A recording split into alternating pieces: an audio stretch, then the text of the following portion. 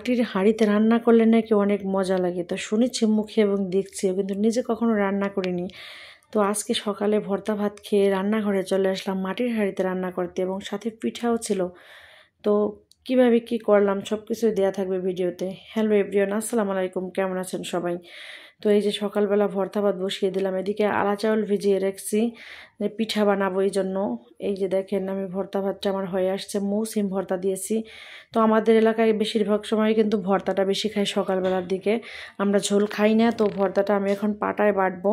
তো এই যে পাটায় বাটতেছি আমি, এখানে এই যে একটা খোসা আছে, এই খোসাটাকে আমি ফেলে দেব। আর যে মাংসটা আমি মরিচ পেঁয়াজ আমি টেলে নিয়েছিলাম, রসুন, তো এটা দিয়ে ভর্তা করবো। কাঁচামরিচও দিয়েছিলাম সাথে, একটু ঝাল ঝাল ভর্তাটা করবো আজকে, যেহেতু মৌসুমটা কিন্তু মিষ্টি মিষ্টি, একটু তাও ঝাল ঝাল করলে ভালো লাগবে।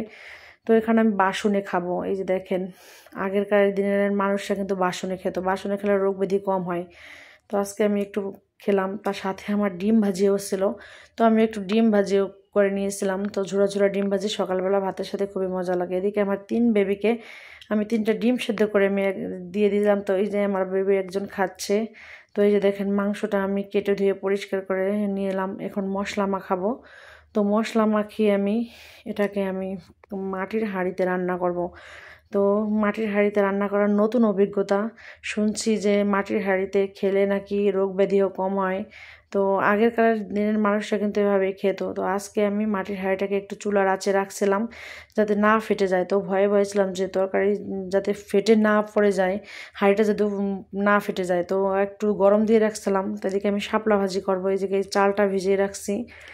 তো শাপলা ভাজি আর আমি সাদা ভাত রান্না করছিলাম, যেহেতু মাংসর সাথে দেখা যাচ্ছে একটু ভাজি ভুজি হইলে ভালো হয়। তো এই যে দেখেন আমার মাংসটা ভিতরে আমি একটু টমেটো দিয়ে দেবো, যেহেতু গোশে একটু টমেটো দিলে ভালো হয়। আমি প্রায় টমেটো দিই গোশ রান্না করলে, তো কালারটাও সুন্দর আসে এবং তরকারিটা খেতে অনেক মজা। তো আমি গরুর মাংসে, মুরগির মাংসে সব, তারপরে খাসির মাংসে কিন্তু আমি টমেটো দিয়ে থাকি। এই যে দেখেন লবণ দিতেই ভুলে গেছিলাম, কী রাঁধুনি হয়েছে আমি বলেন। এই যে আমি শাপলাটা ভাজি করতেছি, এদিকে আমার সাদা ভাতও হয়ে গেছে।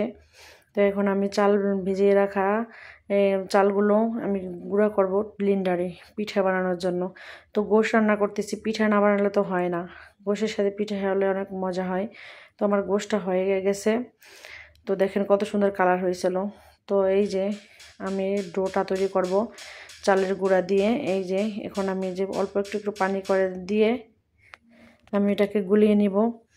তো আমার এই যে শাঁসটা আমি আগের থেকে একটু তেল দিয়ে মুছে নিয়েছিলাম, যেহেতু পিঠাটা একটু ভালোভাবে উঠবে এই জন্য। তো আমার এই যে দেখেন প্রথম খোলা আমি দিয়ে দিলাম পিঠার।